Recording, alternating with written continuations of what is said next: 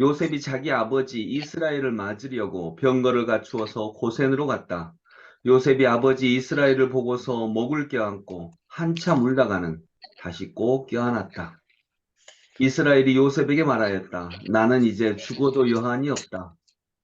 내가 너의 얼굴을 보다니 내가 여태까지 살아있구나. 요셉이 자기의 형들과 아버지의 집안 식구들에게 말하였다. 제가 이제 돌아가서 바로께 이렇게 말씀드리겠습니다. 가나안 땅에 살던 저의 형제들과 아버지의 집안이 저를 만나보려고 왔습니다. 그들은 본래부터 목자이고 집짐승을 기르는 사람들인데 그들이 가지고 있는 양과 소와 모든 재산을 챙겨서 이리 왔습니다. 이렇게 말씀을 드려둘 테니 바로께서 형님들을 부르셔서 그대들의 생업이 무엇이오 하고 물으시거든. 종들은 어렸을 때부터 줄곧 집짐승을 길러온 사람들입니다. 우리와 우리 조상이 다 그러합니다 하고 대답하셔야 합니다. 그래야 형님들이 고센 땅에 정착할 수 있습니다. 이집트 사람은 목자라고 하면 생각할 것도 없이 꺼리기 때문에 가까이 하지 않습니다. 아멘. 네, 안녕하세요. 안녕하세요. 잘 안녕하세요. 지내셨습니까? 네.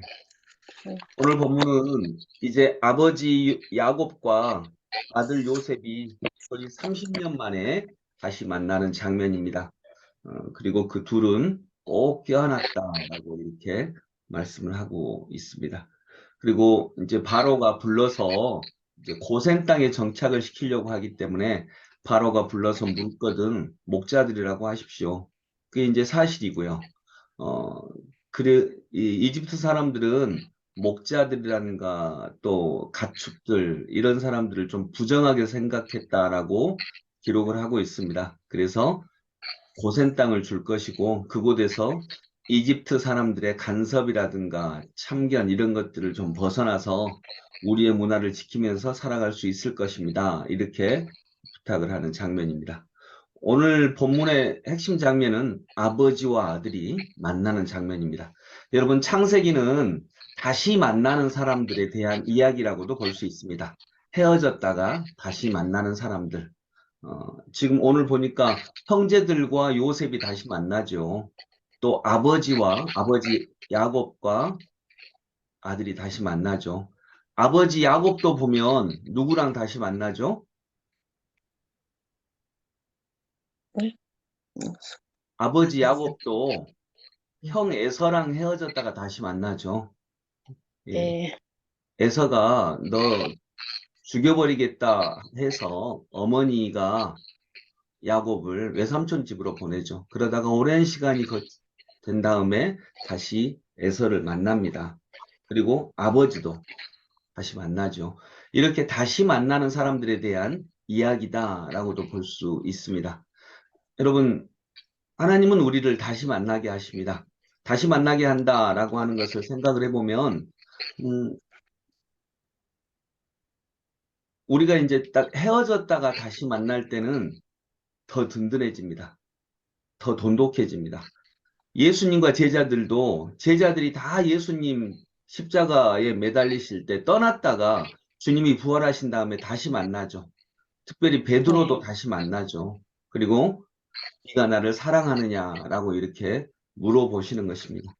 다시 만날 때는 두 번째로 만나지만 첫 번째 만날 때와 다릅니다. 어떤 점이 다를까요? 다시 만날 때는요.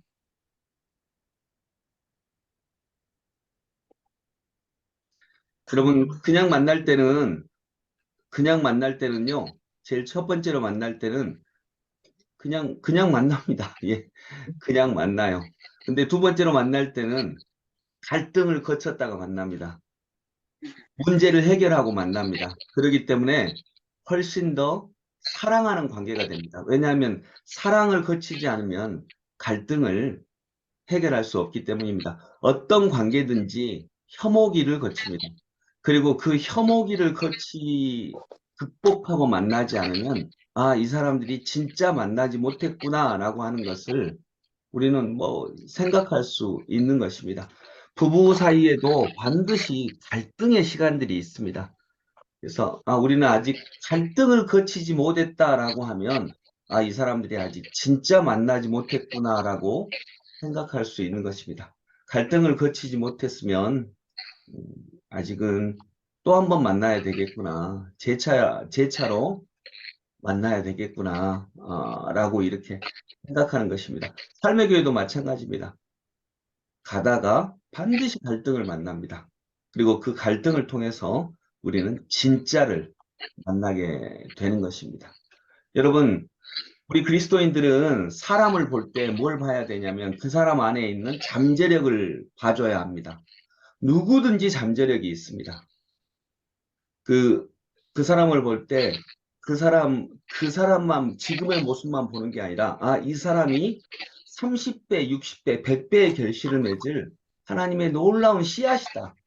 그래서 우리는 씨앗 하나를 보더라도요. 씨앗 하나만 보는 게 아니라 그 씨앗 하나에 있는 30배, 60배, 90배의 놀라운 잠재력을 보는 것입니다. 예수님이 베드로를 그렇게 보신 거죠. 그러지 않았습니까, 여러분? 어, 너는 내가 너의 바위 위에, 너의 고백 위에, 너는 베드로라, 너의 이 고백 위에 내가 나의 교회를 세우리라. 근데 베드로가 하나님의 교회가 세워질 수 있는 반석이 되기가 진짜 부족하거든요. 막 시기 질투하고, 다른 제자들하고 길거리에서 싸우고, 그리고 도망가고, 예수님 모른다고 하고. 근데 예수님은 너의 이 고백에 내가 너의 반석이 교회를, 나의 교회를 세우겠다. 30배, 60배, 100배의 잠재력을 본 거예요. 근데 여러분 잊지 마십시오. 씨앗 하나를 보면 우리는 잠재력을 봐야 되겠죠. 방금 제가 얘기한 이야기가 맞죠? 네. 제가 박성아 집사님을 보면 지금의 모습만이 아니라 이분 안에 하나님께서 숨겨놓으신 30배, 60배, 100배의 결실을 보는 것입니다. 그런데 이 말씀을 꼭 기억하십시오. 그 사람의 잠재력을 실현시키기를 하나님은 원하시고 이게 두 번째 만나는 건데 그 사람의 잠재력을 실현시키기 위해서는 지금 씨앗으로 존재하는 보잘것없는 그 사람을 봐줘야 합니다. 그리고 품어주어야 하고요. 그리고 사랑해 주어야 하고, 우리도 그런 사랑을 받아야 하고, 우리도 그런 사랑을 주어야 합니다. 그래야 그 사람이 결국 시간이 되었을 때에, 하나님의 때가 되었을 때에 30배, 60배, 100배의 결실을 맺습니다. 근데 잠재력만 보고 있다가 지금 이 작은 씨앗으로 존재하는 그 하나를 심어주고 바라봐주지 않으면 그 잠재력은 결국 발현되지 못하는 것입니다. 예수께서 베드로가 다시 왔을 때 네가 나를 사랑하느냐? 라고 물으시고 주님 그렇습니다. 라고 하니까 내 양을 먹이라 이렇게 하지 않으시고 너 나 몇 번 모른다고 그랬냐? 내가 그럴 줄 알았다. 너 베드로, 네 성부터 배신이라서 내가 배신자 될 줄 알았다. 이러면 30배, 60배, 100배의 결실을 못 맺는 것입니다. 지금은 정말 초라하게 보이는 그 씨앗 하나를 품어줄 줄 알아야, 품어주어야 30배, 60배, 100배의 결실이 언젠가 현실이 되는 것이죠. 그리고 무엇보다 우리가 그리스도의 그런 사랑 안에 있음을 정말 기억해야 되겠습니다. 그것이 두 번째 만남입니다.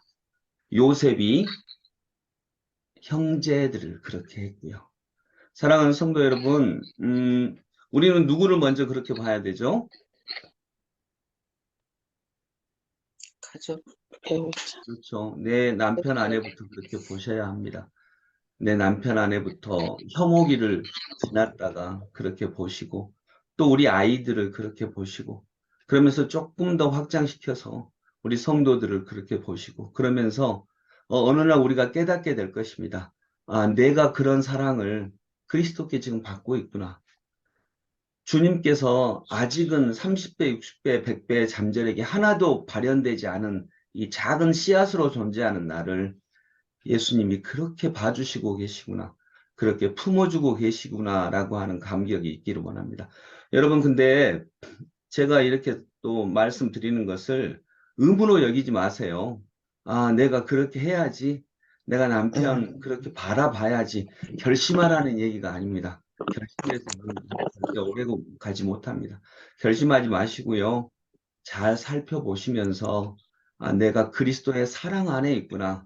예수님이 정말 보잘것없는 나를 이렇게 잠재력 구현시키기 위해서 그분이 대신 죽으셨고 그분이 대신 내 수모를 받으시고 그분이 대신 십자가에 달리셔서 못 박히시고 이게 우리의 현실 안에 보이지 않지만 정말 이것이 나를 살게 하는 힘으로 작용하고 있구나 라고 하는 은혜 이게 이 은혜를 놓치지 않기를 원합니다. 율법으로 다가가지 마시고요. 그래야 돼 이렇게 하지 마시고 이게 내가 하나님의 사랑 안에 있구나라고 하는 그런 은혜가 그런 눈이 열려져서 우리도 때가 되었을 때 또 그렇게 어, 어떤 내 눈앞에 있는 존재를 그렇게 그 씨앗 하나를 품어줄 수 있는 하나님의 은혜가 있기를 원합니다.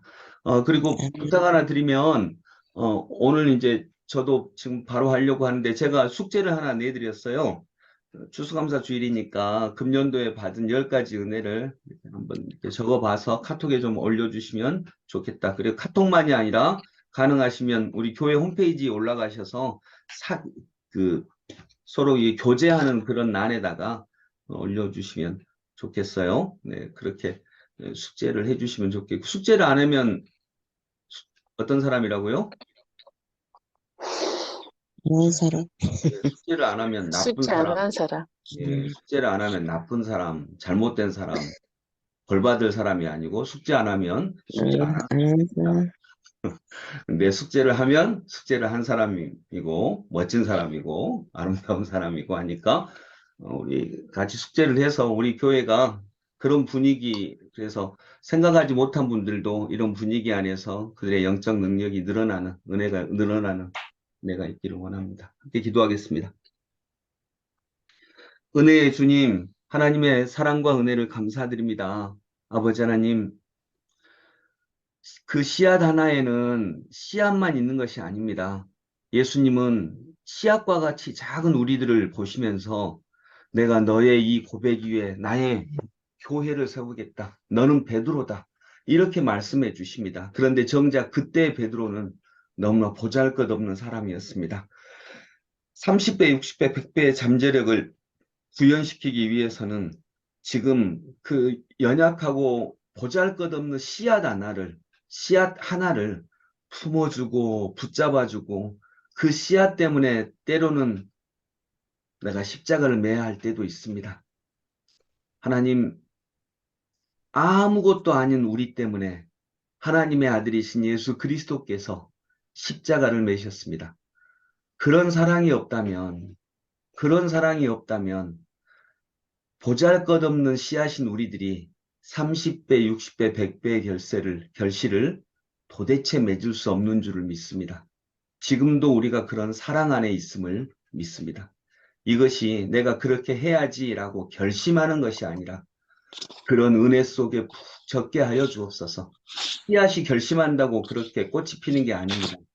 그 씨앗에 물을 주고 거름을 주고 따뜻하게 품어주고 그리하였을 때 그 씨앗이 자연스럽게 그렇게 품어나는 것처럼 하나님 그런 은혜가 우리에게 이미 있음을 보게 하시고 누리게 하시고 자라게 하여 주옵소서. 예수 그리스도 이름으로 기도드립니다. 아멘.